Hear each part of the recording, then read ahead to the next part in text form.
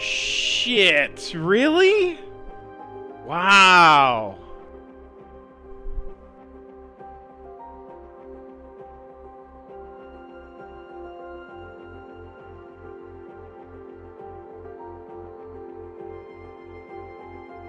Wow.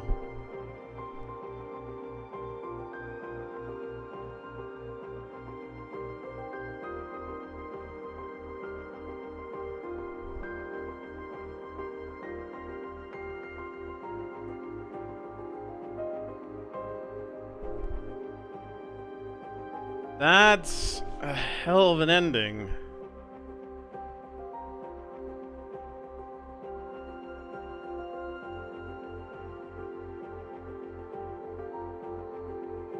Man. So, yeah, Kaiser, it's, as you can see, it's more of a visual novel than anything. Most of what you're doing is walking around. There's a few things you can interact with, and then the circles that were popping up that I was filling in, you're picking between different emotional responses rather than text. Also, for those who haven't seen me finish a game on stream, I always let the credits roll on stream and kind of give my my initial like reflection on the game, so to speak. And yeah, that story and how it wraps up, like that that's a hell of a thing. So it's kind of a double-edged sword, and yeah, like it shows, this was originally made for Apple Arcade. It's kind of a double-edged sword using the emotional thing instead of, like, text, because there were a couple times, not a lot, but there were a couple times where what I selected, like, I wasn't really sure, like, wait, this is what I'm trying to get across, but if I use this emotion for it, is it actually getting across? And hey, no, hey, Jack, I lurk in streams all the time with stuff like this, especially with something I've played before, like you did. So I understand. Yeah, it just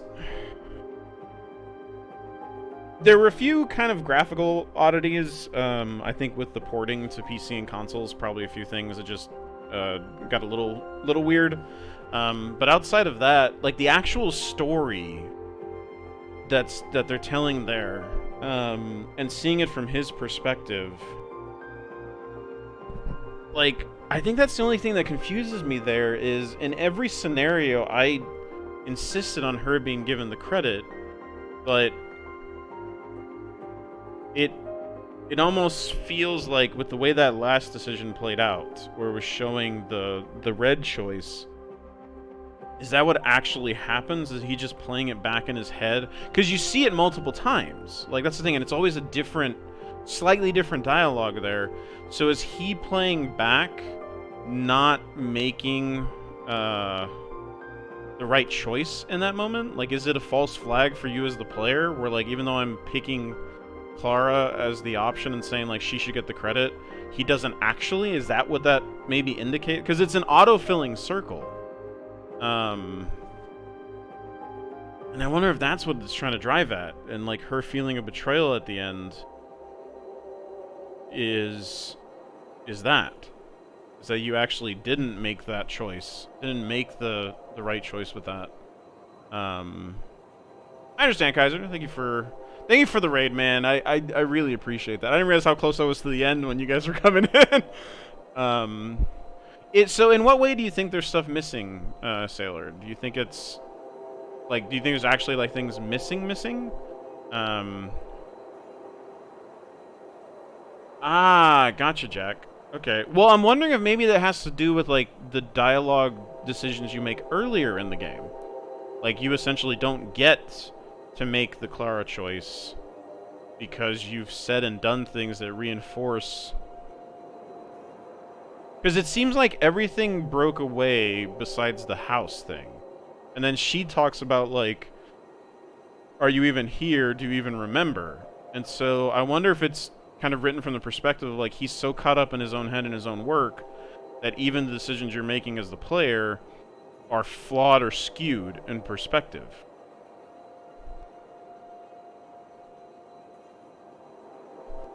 Yeah, no, that's why I say it. I wonder if so for those who have played them, and I won't give too many details, but BioShock and Spec Ops: The Line are two games I always point to of how they deal with player agency and player choice, in very interesting ways in terms of like the narrative. Uh, and both of them upend an expectation in the way the story plays out. Regardless of what you do, there's something around it. Yeah, I mean that's the other question too, right? Could it be the influence of the radiation? And he's because clearly you're playing back through the memories in a sense while you're doing this. So is it him looking back on these interactions with a certain sense of regret because of the decisions he actually made? But I am curious, Jack. Like, what's the mechanic then that it didn't let you fill in the Clara choice? Like,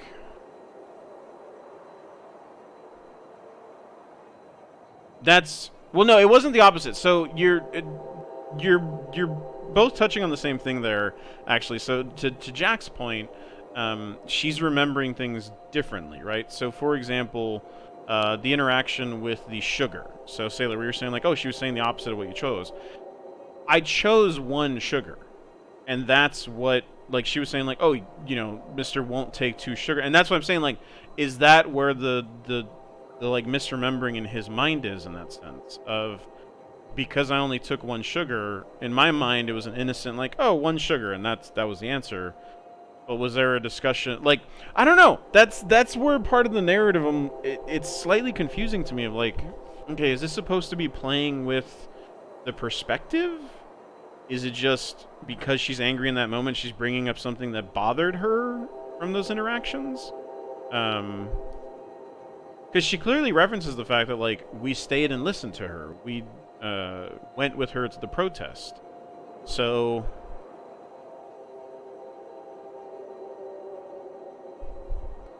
I don't see what you mean by missing, because she says that... But that's what I mean, there's no interaction. I don't know that that's missing. I think that's, like... I think that's part of, like, deconstructing the narrative. At least that's what I would think initially, is that...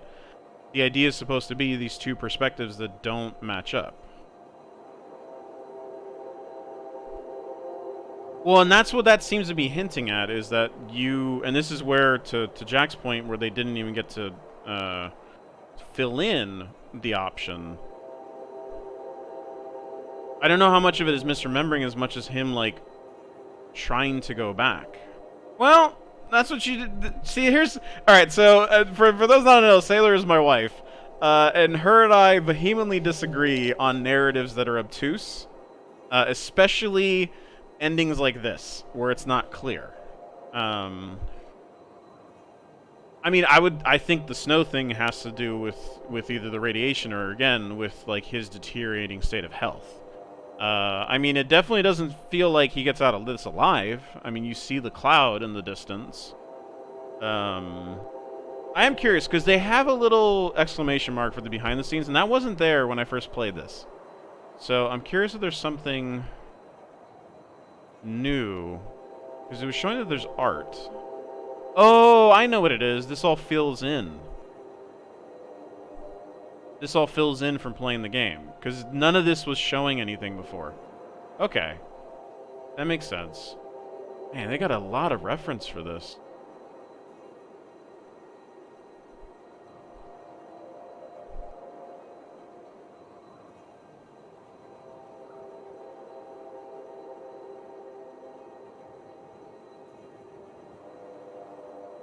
Yeah, and I think that's the to Sailor, to your point, I think that's the where those two things intersect, right? Is Jack, I think you're spot on with the unreliable narrator. And again, without giving too many details away in case anyone hasn't played them, BioShock and Spec Ops do the opposite, or the other side of the same coin. Instead of unreliable narrator, it's unreliable narrative.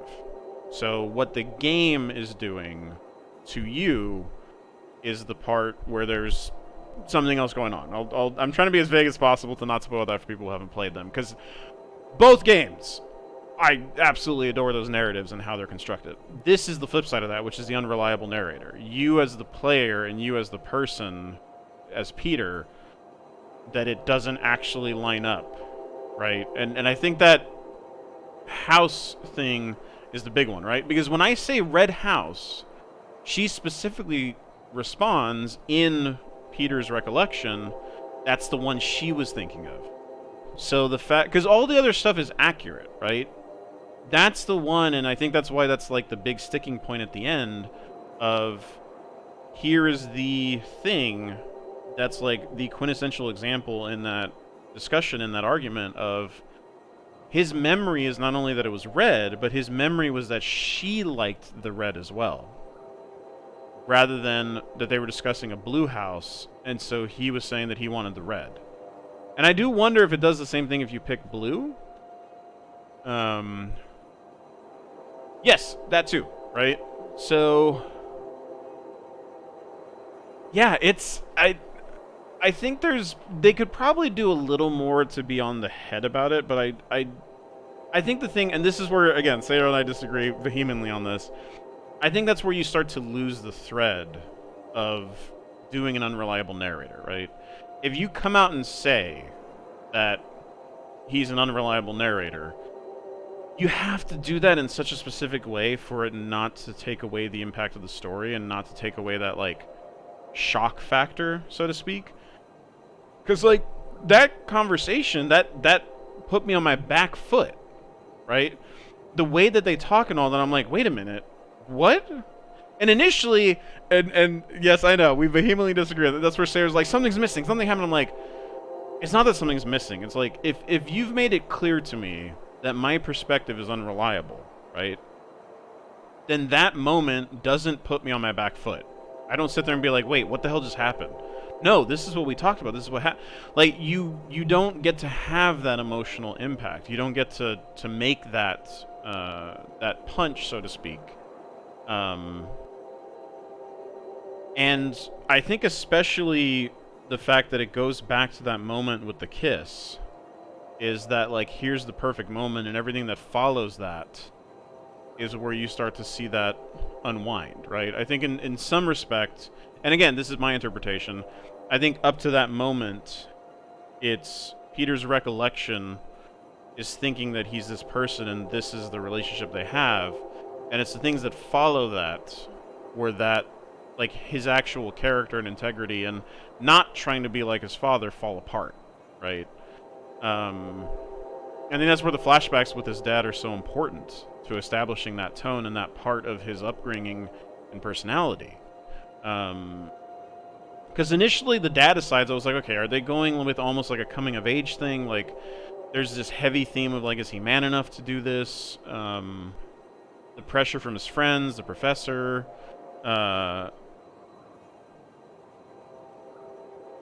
Okay. So when you do make the red choice, the memory is different. He just tells her to go on ahead, and she goes down the hill, and he stands on it alone. Okay. Yeah, so I wonder if that's the thing, right? Is, in a sense, is that narrative, is that outcome, if you pick that, effectively, and again, I think that's where the line break almost comes in, right? Is he can't, in his last moments as he's dying to the nuclear blast, is he looking back on, ooh, damn, that's even harder. The hallucination doesn't walk into the distance, she watches you fly away. So yeah, man, that's curious then that they frame it that way between the two. Because, at least to me, that would signify him looking back on this and having that happy memory based on what he attempted to do versus what he actually did, maybe? That could be the distinction. Or if he's in one situation, like... See, that's where the red circle thing comes into play. I'm like, is that... everything about this narrative feels like the red pill, blue pill thing, right? In my playthrough of picking Clara on that last option, is that basically him dying, so to speak, in denial. Like, to his last breath, shall we say, believing in this perfect image of what they were and that he didn't do anything wrong, right? And is the red option then saying, no, this was the reality, and so what you saw in yours, Jack, of him standing there alone as she goes down, her watching him fly away, is him actually, like, not so much coming to terms, but, like, that's the accurate outcome of what he actually did in that situation, and him realizing it in his last moments, or at least, like, coming to... I don't know if he comes to terms with it. I'd have to see that myself. But, yeah, it's a really interesting narrative. Like... But I am curious why you weren't able to pick the Clara option. Like, that's something I'd love to see at some point in the future. Like, take a look at, to have an understanding of, like, why I was able to pick that and why you weren't. It's a phenomenal game. It's a phenomenal story. Very, very good voice acting. Like I said, there was a few technical hiccups, and I think that might be part of, because I'm playing this right at launch on PC, and you know, famously, games tend to come out. There's a few bugs that still have been dealt with. A patch or two later, they're in a better state. I think some of it probably is also just the way that they animated this. But there was one that was clearly, because that's why I was commenting on the kiss at the end. That kiss earlier in the story, when he goes to grab her hand, she does this, like, weird warp thing where she, like, bends over sideways and then rights back up, and it's like, yeah, that's clearly something breaking down with the animation rigging. Like, that's not supposed to happen that way. So aside from a few of those that took me out of the moment, it's a beauty of a game in terms of the visual aesthetic. It's interesting.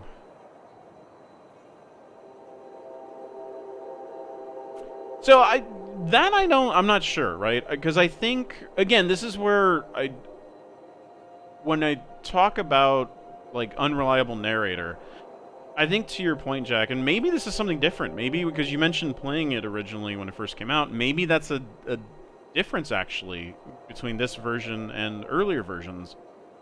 Because the only pushback that I'd have on the idea that making you physically unable to choose, I think it creates the certainty of the unreliable narrator, right? There's no... Well, I mean, there is a little bit of a question mark, but I think it's a little more effective to have this ability to have a completely different ending, right? Because, for example, I would have gone through that and been like, oh man, this is... And, like, a little bit of the hint of the unreliable narrator is there, but it's only finding out, oh, this is what happens to someone who does pick that option, that you kind of piece those two things together. To give a comparison, again, being as vague as I can, going back through BioShock or Spec Ops a second time, knowing what you know at the end of that game's narrative, and then revisiting it all with that new lens, is part of what really brings all of that narrative into focus, and the things that are going on and what you don't necessarily pick up on the first time you play, if you don't pick up on it, right? And I think in some sense it's similar with this, is I think a lot of the reason we see games like this and like some others give you these, like, multiple ending options around those key moments, is that is one way to really help reinforce that as a narrative device, right? That's one of the differences with, like, films, is unreliable narrators in films, it's a lot more of just, like, you have to go back and find certain details to see that. But even that, it's kind of the same thing. You end up questioning it a little, but because you're not interacting with it, I think that changes the whole scope. A good example of that, and this one I can't really bring up without spoiling some stuff, so if anyone's, like, hasn't seen Shutter Island and really wants to see that, thank you for tuning in. You know, this game is absolutely fantastic. Great narrative. You know, 2 thumbs up. For anyone who doesn't mind or has already seen it, Shutter Island is another unreliable narrator kind of story. And the way that one works, because you're not interacting with it, either you're picking up on these things as you go, or you go back and rewatch it knowing what you know at the end to spot it, right? And even then, it's very ambiguous. Is it really an unreliable narrator? Is it not? But there's kind of a cheeky line at the end where you then realize that the narrator has come to grips, so to speak, with the fact that he is in fact an unreliable narrator and chooses to live in his delusion. It's not something that's like, you know, not the first thing to ever do that in media. But I think that's part of it, right? Is like you can make that call in something that's passive in a movie. And that's how you sell it. That's how you do it. I think with video games, because it's interactive, you have to approach it different. And that's where like different endings and different choice points become so integral. Because that's the way you tell a narrative like this in this format. Which is just a long way of saying, like, I get where you're coming from, Jack, but I think by doing it the other way, it allows them to make it a game equivalent, so to speak. Yeah, no, I mean, it's definitely passive adjacent, right? I think you'd have to break down, similar to a game that just came out, As Dusk Falls. They actually let you see a readout of, like, what are the branching paths with all your choices. Obviously, this game, much smaller branching paths. But I think that's the question still of, like, okay, what is it that triggers the ability to still answer Clara in the last exchange versus having to pick the red option? I think that's something that we can only really speculate at from both our perspectives, without knowing, all right, what's the actual mechanisms of which pieces of this dictate it. Because it seems to me like something, the fact that it tracks so many of your decisions seems like something cumulative in that sense. And that might be too simplistic, to be honest. That might be going off of like old, you know, Telltale games that had a lot of that, where, oh, you made this decision that's going to lead to this branch, which is the only way to get into this branch kind of design flow.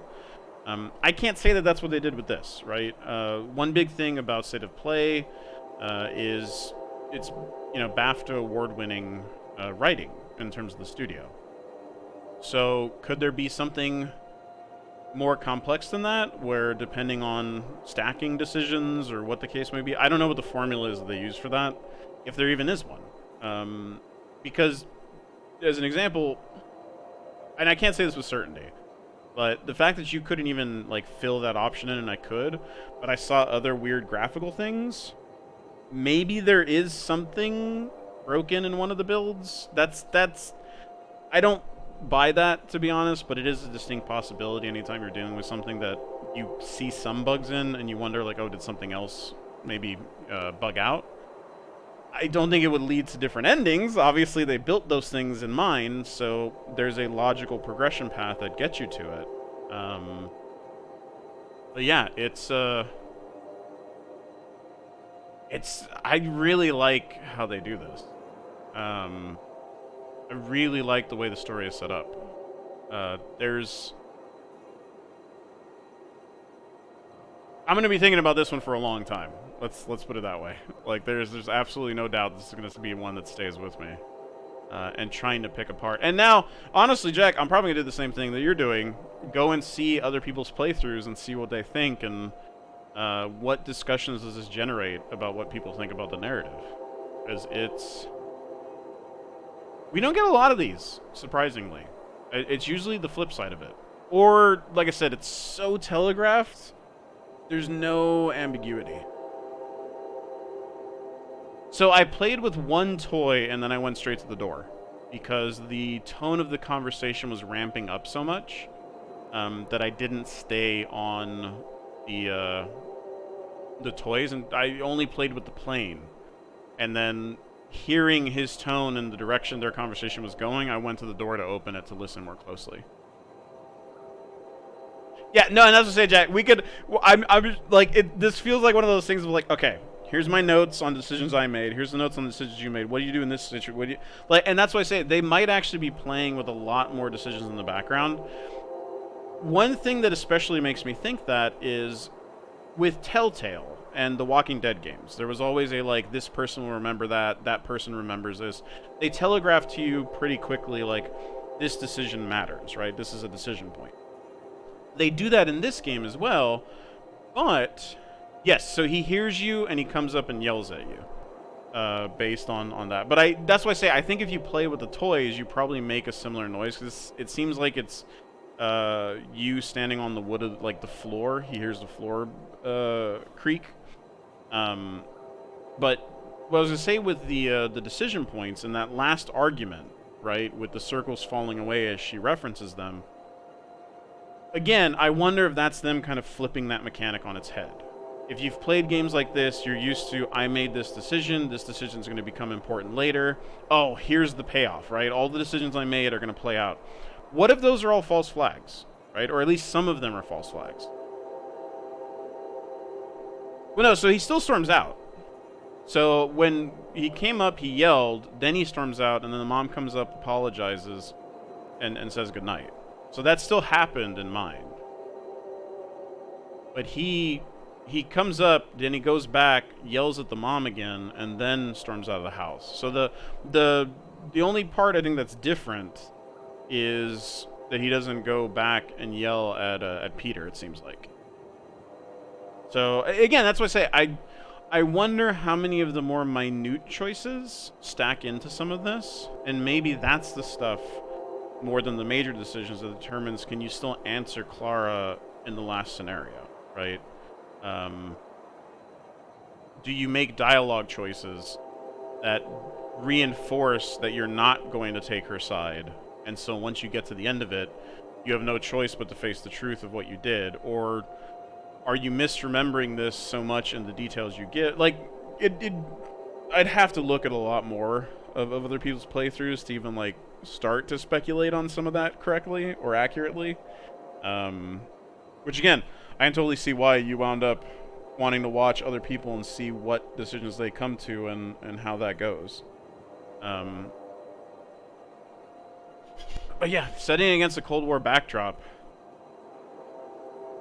it's a great, like, decision, honestly.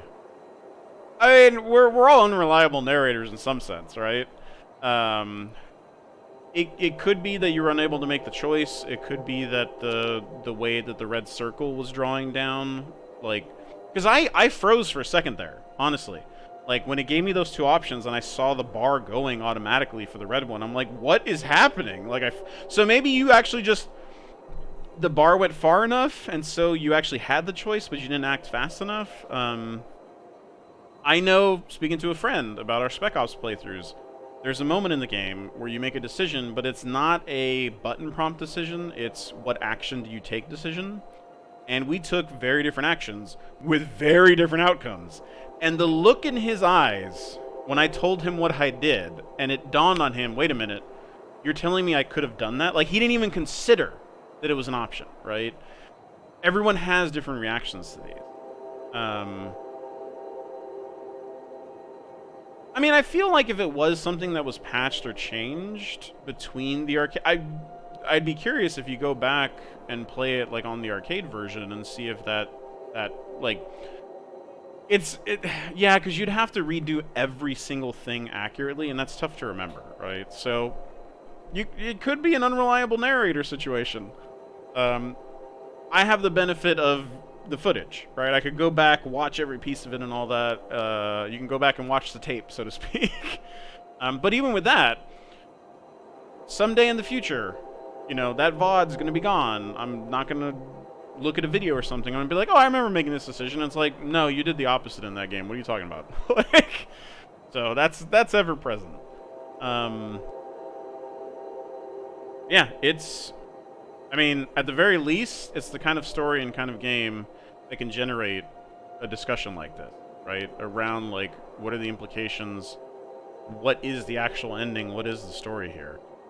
I love narratives like this. I love the creativity and what you have to do around it to sell it, to make it work. I was a little hesitant, to be honest, to play this right as it came out. Sailor knows I go back and forth on playing stuff at launch all the time.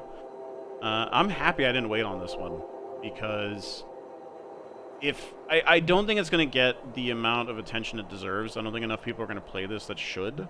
But of the ones that do, I get the feeling there's going to be really good discussions like this to be had.